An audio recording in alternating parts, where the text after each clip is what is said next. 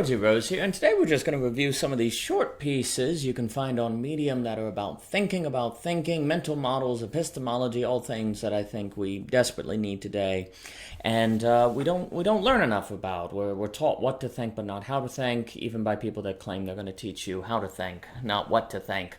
I think part of the problem with that is if you don't know how to think, then you don't know when you're not teaching how to think, and therefore think you are. And that can be a problem. And epistemology, that's a word that not many people even know what that means, or, those Charles Munger mental models. We don't know what those are. So I think it's quite a problem. And when we don't know how to think, and we have all these events happening, like everything in Washington, D.C. recently, we don't know how to process them. We don't know how to think about them, what to learn from it, what are the general lessons to take from it, what are the particular lessons, how to compare it with everything else going on. We're just kind of at a loss. And if you're at a loss of how to think, you're still going to think. It's just not going to be systematic, it's going to be fragmented, and it's probably going to be dominated by emotion. Not that emotions are bad, but that emotions have to be put in the right order, as thinking has to be put in the right order. You can have the problem of autonomous reasoning, as discussed in that paper, Deconstructing Common Life, in the same way that you can have the problem of emotional judgment as opposed to emotional intelligence, or emotionalism as opposed to emotional intelligence, as discussed in that paper, Emotional Judgment. Anyway, so we have this one. If we think for ourselves without falsification, we'll probably go crazy.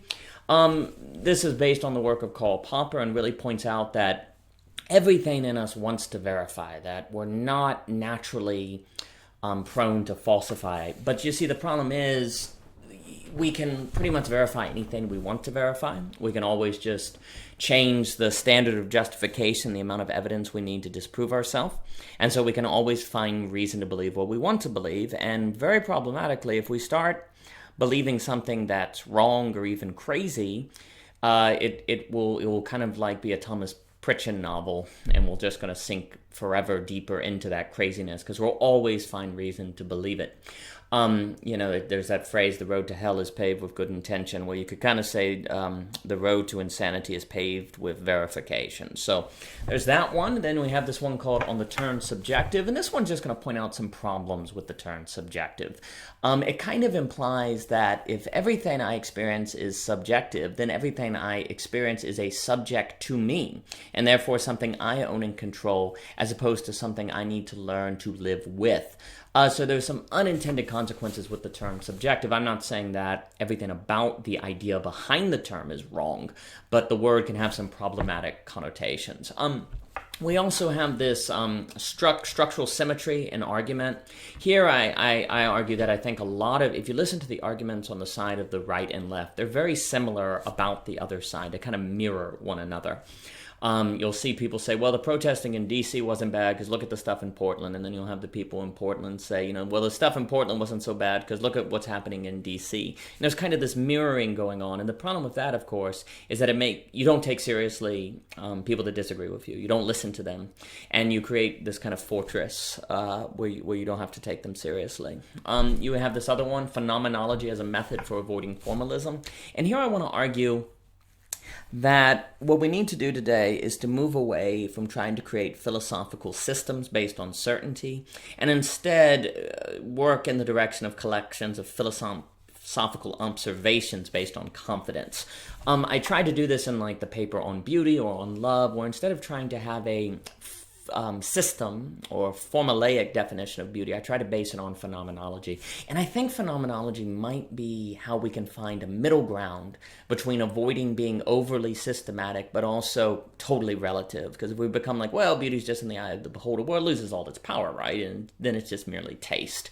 So I think phenomenology might be a great groundwork for creating a balance between objectivity and subjectivity, absolutism and relativism.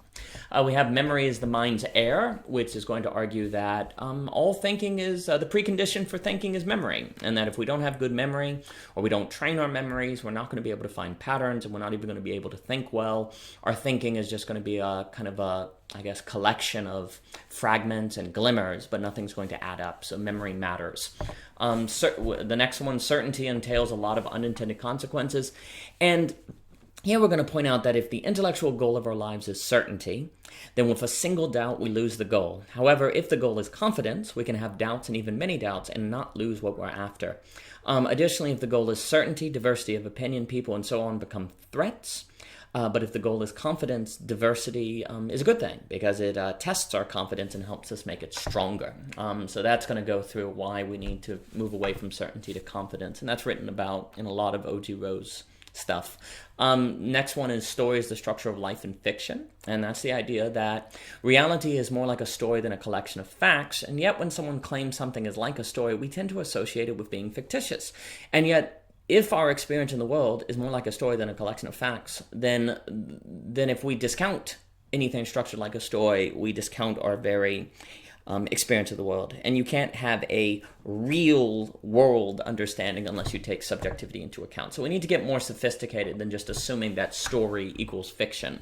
The next one is called The Unexamined Life Isn't Easy to Live. And that's where I'm going to kind of disagree with Socrates a little bit on the idea that the unexamined life isn't worth living. But I think he's correct in the sense that it's more difficult to live. Well, because you don't have a map. I mean, if you don't think about the world around you, you don't have a guide, a map by which to understand it, everything that you're going to just kind of be at the mercy of whatever happens to you, whatever thoughts enter your head, you're not going to be able to check and balance them. Your thoughts are going to own you more than you own your thoughts. And also, too, I think with, like, philosophical thinking, it's not the case that you need it every day to have a good day, but when you need it, you really need it. It can make a huge difference. It's kind of like a fire extinguisher. You don't need it all the time, but when you need it, if you don't have it, you could lose everything. And so I think it goes with critical thinking and philosophical thinking. If you can't tell the difference between worry and want, for example, well, that could have, worry and love.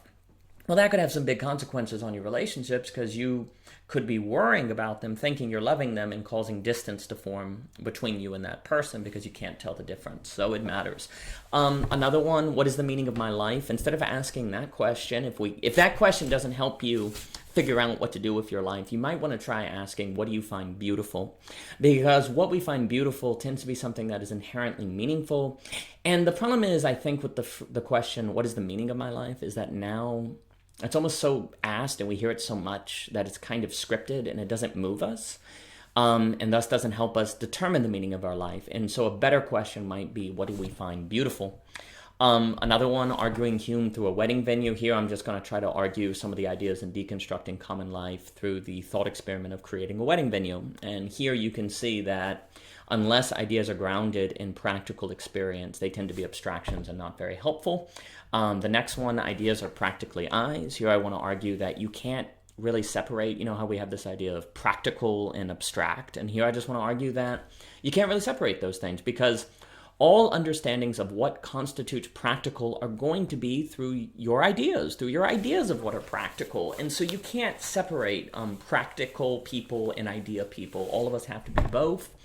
And in fact, thinking we can separate them is very problematically. And the last one today is this one called, you couldn't have been listening if you don't think like me, which is this problem where it's almost like if you tell somebody something and they don't do it, well, then you go, well, they couldn't have listened to me because otherwise they would have done it. So likewise, if you're explaining to people why you think and believe what you do, well, if they don't start thinking like you, then you go, well, they must not have been listening. But of course, this is a problem because then there's no difference between listening and indoctrination. So we have to not assume that people aren't listening if they aren't convinced. That can be a problem. So anyway, these are just some pieces on thinking.